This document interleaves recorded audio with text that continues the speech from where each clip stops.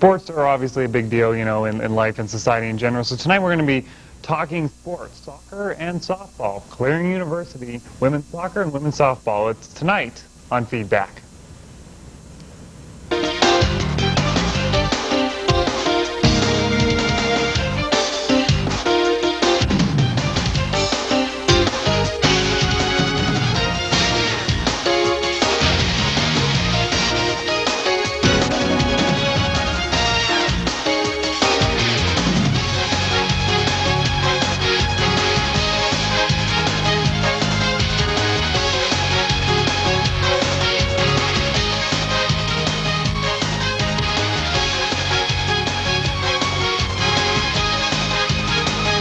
Good Wednesday evening to you. I'm Mark Despadagas. Welcome to Feedback. As I said, on tonight's program, we're going to be talking Clarion University sports. In the next segment, we're going to be speaking with Tony Howard, the new coach of the new women's softball program. That is in the next segment, and then later in the program, we're going to be speaking with Ron Baum, the women's softball coach. That's coming up later. But as is my job, I think, in the first segment, I always like to tell you about something I've read, something I've seen that kind of caught my eye. I don't have the article with me, but something that caught my eye 2, 3, maybe 4 weeks ago in the New York Times. There was an article about, and like I think the subheadline was, "Is college really necessary?" They were profiling these just recent high school graduates who are making $40,000 a year already, and in guess what industry? The high-tech industry, of course. That seems to be where it is today, but they were saying how these people are making all this money right out of high school, and is college even necessary, because kids seem to be educating themselves with these things. Well, you know, I read that and I thought, well, that might be a good point, but I thought about it another way. You know, maybe not necessarily is college necessary. Are we getting what we should be getting out of college? You know, I think college was originally designed as a way for us to continue our education, to continue learning for the joy of learning.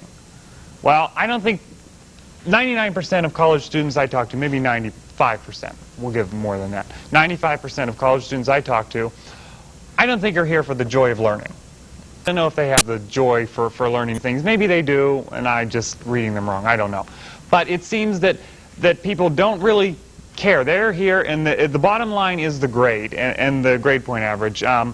We were talking about writing resumes. I was talking with some people the other day, and they were saying, well, should I put my grade point average on there? You know, that's a big deal.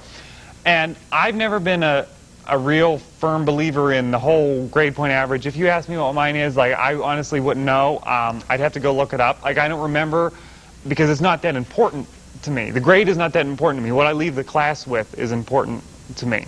And I think that goes back to this New York Times article, that these kids are leaving high school with a thirst for knowledge, obviously because they've learned how to do these high-tech things. They still have the thirst for knowledge in that type of industry.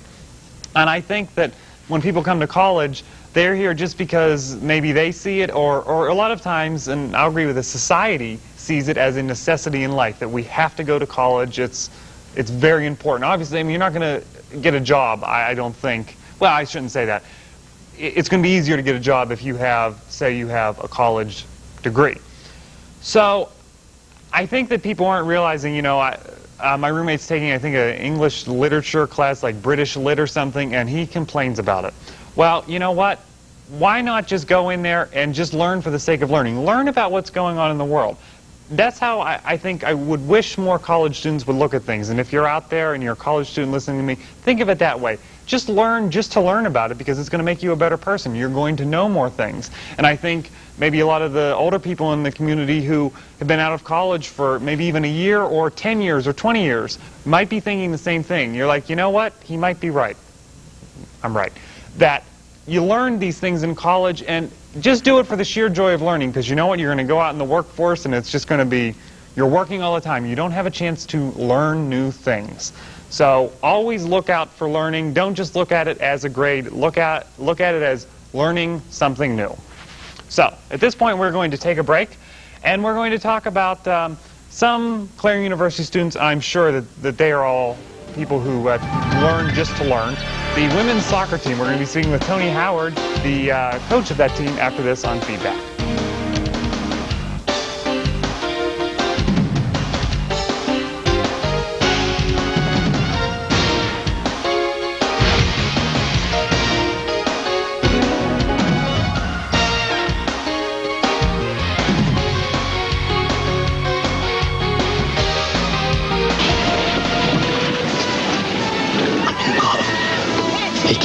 Boyfriend wants to know if that girl will go out with him. Pass it down.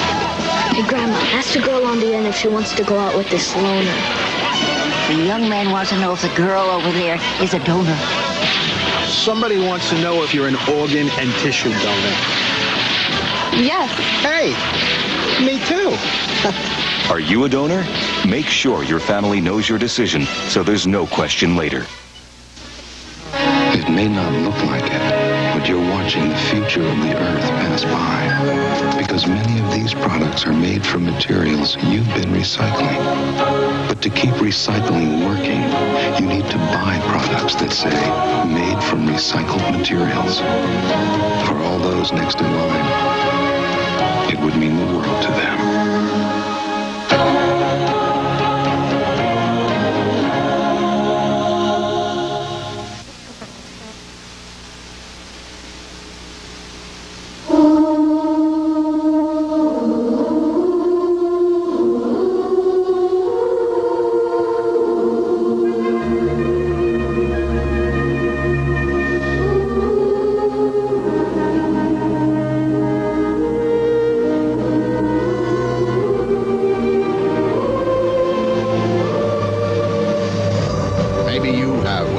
To be one of us, the few, the proud, the Marines. Feedback starts now. And I said, you know, what wouldn't a better name for a movie to come out now? And I think I'm going to make the movie or write the book. It would be a great book to have. And you can call to get her book. You can also find it online. Well, I have a feeling I'm going to be rather opinionated. People I know. So let's ask them about scheduling. Why is it that students have such a problem here with? Tune into Feedback with Mark Despotakis every Tuesday and Wednesday night beginning at 7:30 p.m. We're totally out of time. No time to talk to you. We'll see you tomorrow. Welcome back to Feedback. As I said, this is kind of our sports-related show today. We're talking soccer in this segment. Tony Howard joins us, not only the new soccer coach, but the coach of the new soccer program. Why do we have soccer now here at Clarion? Soccer's so big nationally and internationally for the women especially. And to start a women's soccer program here in the area was a very logical idea. Mm-hmm. It was very strong in the athletic department's behalf to do that because it is a strong participation sport. And amongst our PSAC contenders and our conference opponents, there are 5 or 6 right now that are in the top 25 in the country. So it made logical sense for them to add women's soccer and to also give credit to Pennsylvania for being a very, very strong soccer area. When I first read about this, I heard about that they were adding this last year. I heard that it was a club sport. What does that mean? Does that mean it's different from, like volleyball or tennis in any way? Well, we're taking it in this year as kind of a developmental year. It gives us an opportunity, gives me an opportunity, since I was hired on so late in this position, to be able to really take a year, really 8.5 months, to really get yourself focused and get yourself an opportunity to really recruit some good high-class caliber athletes that will be able to come in. We're fortunate right now with the situation at the school, with having the students that are already here and the freshmen that came in that I had no knowledge of, that I actually have about a dozen that can really make an impact for next year, which I'm very ecstatic about. So when actually is the season? Is it a fall sport, spring sport? When are you actually playing your games? Well, our traditional season is in the fall. All NCAA schools play in the fall. The spring becomes more of a non-traditional season where you get 5 opportunities to play more games. And we play a lot of 7-a-side games, and we'll play also some full-length games. But to keep budget concerns down, we try to stay as local as we can during that spring season. But as we become in our fall season of 2001 for our real year, our first year at Intercollegiate NCAA Division II, we will get out and about and try to get ourselves some travel opportunity and also playing our conference opponents. So you're actually going to be playing games this fall then, right? This fall we have a limited schedule. Right now I've got I've got 9 games with another one, possibility of one pending. We're playing 5 of those at North Clarion High School, and then we're playing all the rest between Ohio, West Virginia, and here, Pennsylvania. Okay, so it's not too far, and I'm sure people can find out when the games are. Well, the schedule is posted on the website right now. Okay. It's on our soccer website. If you go into the athletic website for Clarion University, you'll be able to see that our schedule is up there. There's 2 games that need to be updated, but that'll be updated within the week. So people can go out and support the team. Did you find that there was a lot of interest in this. You know, pretty much as a student, we first heard about this toward the end of the spring semester. Was there a lot of interest over the summer, and how much were you able to gauge? You know, when were you actually hired on? When I was hired on was very, very late. We were talking very close to the end of August, the beginning of August, excuse me, the end of July, when things were starting to speculate and things came to a head a little bit more. When I came out here, school was convinced, I was convinced, and we all made it a happy medium right at that time when I was out here on my visit to go ahead and make it a go. And I was very pleased with the community and things that I'd heard with our athletic director, Bob Carlson, had said in the developmental stages of what we're trying to do for the future of the program, building a brand new field that's happening right now as we speak. The grass is rooting in right as we at this moment, and things are looking real good as far as getting our name notary Right. everywhere. And I've gotten the opportunity to get in touch with many schools all throughout the country, basically, to let us know with my strong connections, people I know, and letting them know about our program. So the word is catching on pretty strong and pretty fast. And when it did come about, I knew about this back, I'd say some months ago, back in about May-ish. About May, I think that was sometime when they started coming up with the idea that, yes, they wanted to do it, and they were going to do it right. They weren't going to rush into it, into the PSAC right away, because it wouldn't have been any successful following for us. So we may have had a couple squeakers here and there, but it's a better process for us to really have that year to be able to get ourselves in there. And I actually, this past weekend, I went to Shippensburg, had a chance to watch Lock Haven and Chip play, and we found out what our best competition is probably going to be like, which is Lock Haven. And Lock Haven is a very good program. They've been around for a long time. So it's for us to build this thing in just a couple years Right. is going to be good. To win the conference right away is going to be very tough, but it's definitely possible. So because of the caliber of talent we're going to be able to take away from those schools, the Edinburghs, the Slips, all those guys throughout our conference that are very strong, we'll be able to have a chance to recruit against them.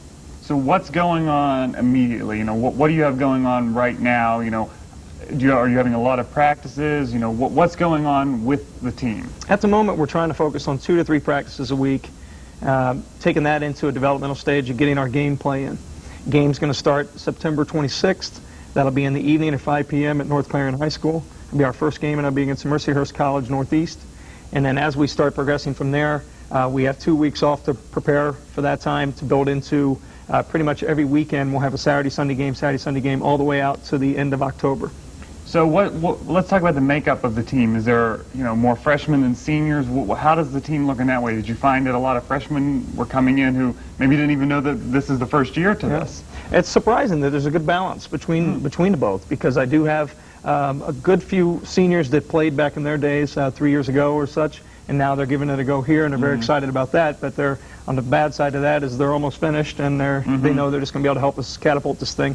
But there are a lot of high-impacting freshmen, which is great. Then the nucleus would be sophomore, junior, which will be around for 2 to 3 years, depending on if they stay out that 5th year. But there are some that really are going to make an impact for us right away as freshmen, coming right out of high school right now, knowing that they didn't even know we were going to have a soccer program. They had heard there's a possibility of it, and they really came because of the educational sense, but this was the bonus. Right. One more time, recap, when is the first game that we can come out and see? September 26th. That'll be at 5 p.m. out at North Clarion High School. Yep. Okay.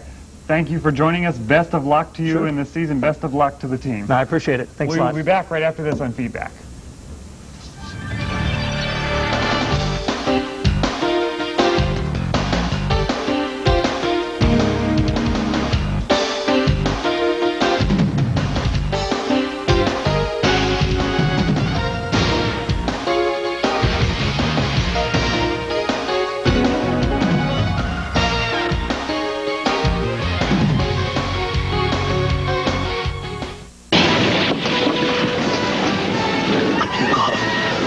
Hey, kid, boyfriend wants to know if that girl will go out with him. Pass it down. Hey, Grandma, ask the girl on the end if she wants to go out with this loner. The young man wants to know if the girl over there is a donor. Somebody wants to know if you're an organ and tissue donor. Yes. Hey, me too. Are you a donor? Make sure your family knows your decision so there's no question later. Do you think you have the power to change the world? I can shape the future, one child at a time. I know I can make a difference in those children's lives, and I know I have. Who knows where my influence may stop? I teach. I teach. I teach. Yes, they're teachers, but to the kids they reach, they're heroes. I think I have the power to change the world. The influence is always there. Do you have the power to wake up young minds, to be someone's hero, to change someone's life? Reach for that power. Teach. If you want to make an impact on our future, call 1-800-45-TEACH. Want to change the world? I teach. I teach. I teach. I teach. I teach. Be a teacher. Be a hero. When other stations are showing their boring programming, only one station is bringing news coverage closer to home. Now a story you'll hear first on 5. Every Tuesday and Wednesday night at 8 p.m., join the area's news leader, TV5 News. Tune in for the latest in local, regional, state, and national news. Plus, with our newspaper exchange partner, the Clarion News, teaming up to bring news coverage closer to home every Tuesday and Wednesday night at 8 p.m.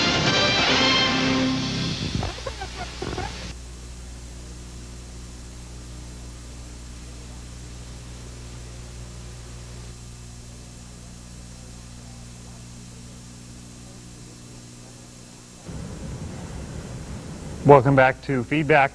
As is the case when you're doing television, spontaneity is the thing. Ron Baum, the softball coach, has not at this point shown up for the show, so what we're going to do now is we're going to try to reschedule him for another show. Hopefully he can join us then. But we have pulled an interview we did last year, you may have seen it, with Jason from MTV's The Real World. Take a look.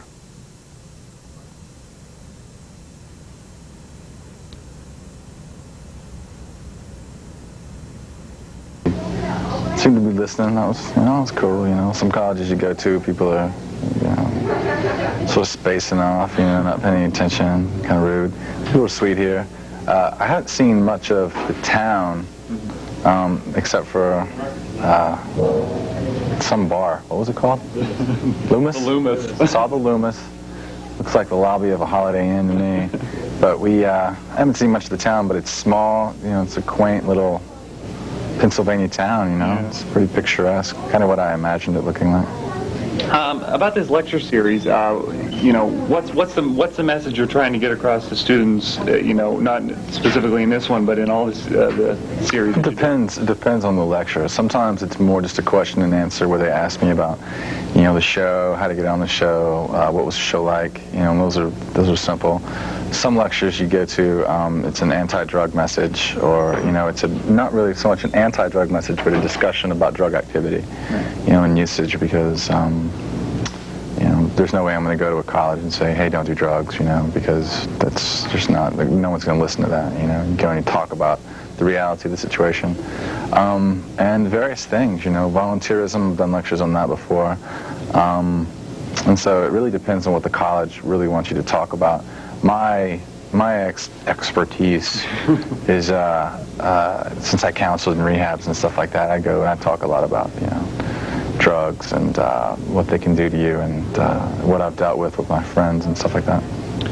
Moving on to the show, what ever made you want to go onto this show? I mean, a lot of people, I guess, do, but it seems like kind of a very strange thing to do, to have these cameras follow you around for several days. What made you want to do it? I was bored.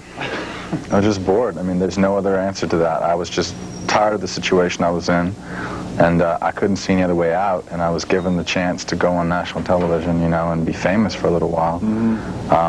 And that's really kind of all I saw at the beginning. You see the impending fame and the it's very short-lived, and it's pretty fleeting, but it's still a kick, it's still kind of fun.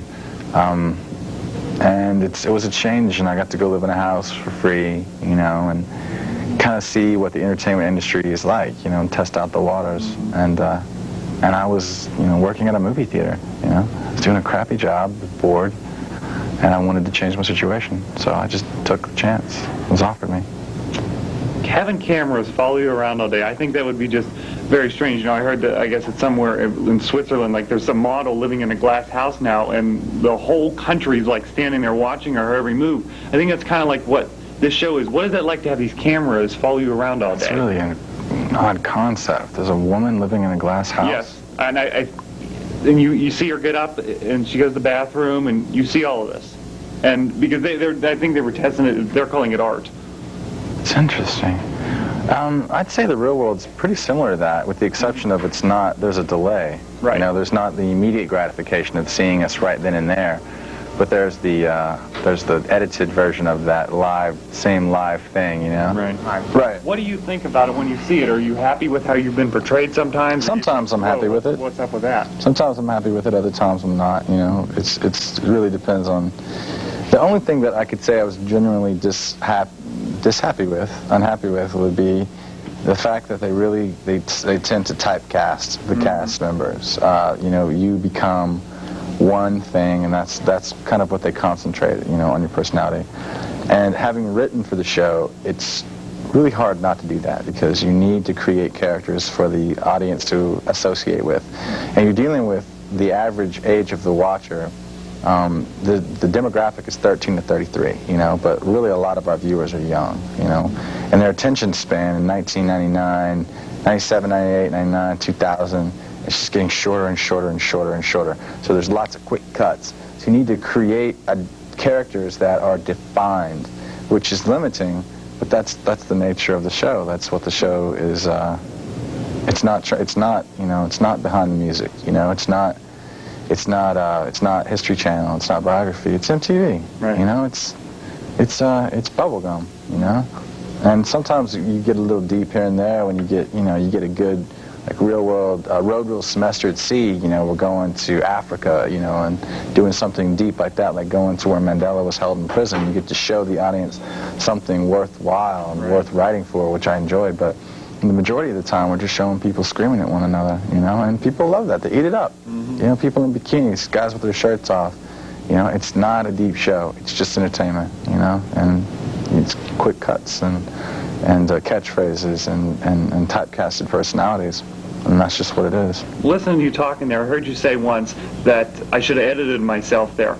How much did you find yourself maybe editing yourself because you didn't want other people that you were living with, or maybe people you knew outside of the whole real world thing, you know? I think it became an unconscious process that I did all the time. Right. I think that I, at first, was very conscious of it, and then I just wouldn't talk about certain things that in daily life I would discuss openly, but there were things that I just got to the point that I wouldn't talk. I decided not to talk about people on my show behind their backs as much as possible, because I didn't want to be that guy. I didn't want to be that guy who yapped about somebody but didn't have the balls to walk up to him and tell them myself. So I tried to tell everybody what I thought, you know, but that's hard to do, you know, it's a process. So, yeah. So where do you go from here? I heard talk maybe doing a reunion, but where do you personally go? Me personally, I formed my own internet company. I formed a company called www.1fortheroad.com, and it's an internet travel show where we travel for a month at a time, and we cover, it's kind of like Charles Kuralt. I don't know if any of your viewers know who Charles Kuralt is. He did a segment on CBS back in the day, and he'd go out and he'd go to small towns and he would interview people, and he would just get, you know, small town stories. We do something similar to that, but we have themes to our show. Like the last theme was haunted houses and hotels across America. And so we covered, for a month, every night we stayed in a haunted house or hotel, traveling from San Francisco to New Orleans, and we did it live over the internet, and, you know, we got close to 750,000 hits in a month, you know. That sounds really interesting. We kicked some butt. And I've got a role in a film starting in May. I've got a role in a film called The Private Public. We begin filming on like May 1st. Wow. So. All right, seems like interesting. You have a lot of stuff to keep yourself busy then. Man, the next year is going to be cool, but it's going to be a lot of work. But I'm looking forward to it. I'd rather be working a lot, doing stuff that I like, than selling insurance or something like that, you know? All right. Thanks for joining us. And yes, thanks, Jason. Jason from MTV's The Real World, an interview I did with him earlier in the year. It's kind of interesting, too. I was talking about in there the woman living in, like, the glass house. What did we have on Survivor all summer? That was the big craze, so kind of interesting that this is sort of taken over television in America. But we'll be back right after this on Feedback with a final word.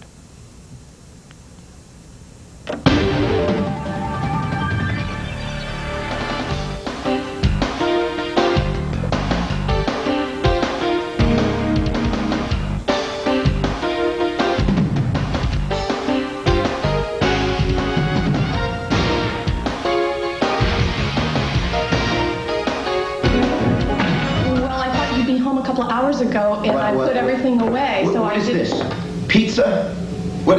Pizza? If you had just called me, I would have known what. Dinner ready. It's a pizza. I didn't know you'd be so late. Let me ask you something. Is it too much to have dinner waiting when I go home? Please don't be so loud. Don't tell me what to do. You shut up. I thought you'd be home. I can get pizza at work. I'm sorry. I'm sorry. I'll do something better. I'll fix you something better. Let go of me. Get in the kitchen. No. Well, it hurts. Do you want to see what hurts? That's what hurts. That's what hurts. Now get up and clean up this mess. Shut up. I'll be quiet. I'll be quiet.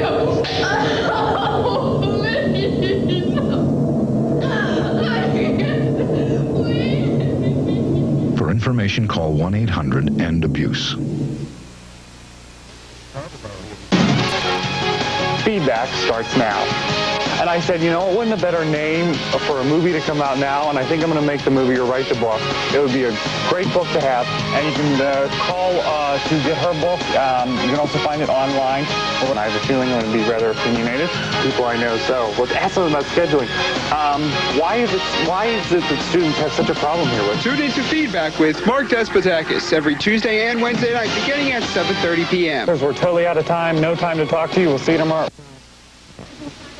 It may not look like it, but you're watching the future of the Earth pass by. Because many of these products are made from materials you've been recycling. But to keep recycling working, you need to buy products that say, made from recycled materials. For all those next in line, it would mean the world to them.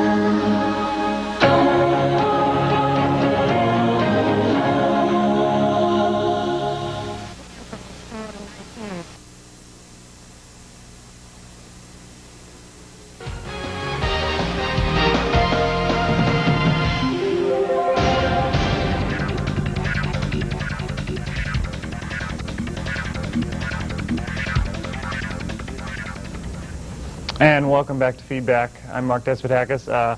Once again, we'd like to thank Tony Howard, the new soccer coach, for joining us. The new soccer team, go out and support them. You know, they're going to be playing their games out at North Clarion High School. Go out there, see those games, support that team. That's going to be an up-and-coming collegiate sport here at Clarion University. As for Ron Baum from the softball team, we're going to try to get in contact with him, try to have him back on here later in the season. He is the new softball coach. But I hope you enjoyed the Jason from MTV's The Real World. Next week, so far what we have, we're going to be talking with the Historical Society. We're going to maybe talk a little about what you can go and see down there.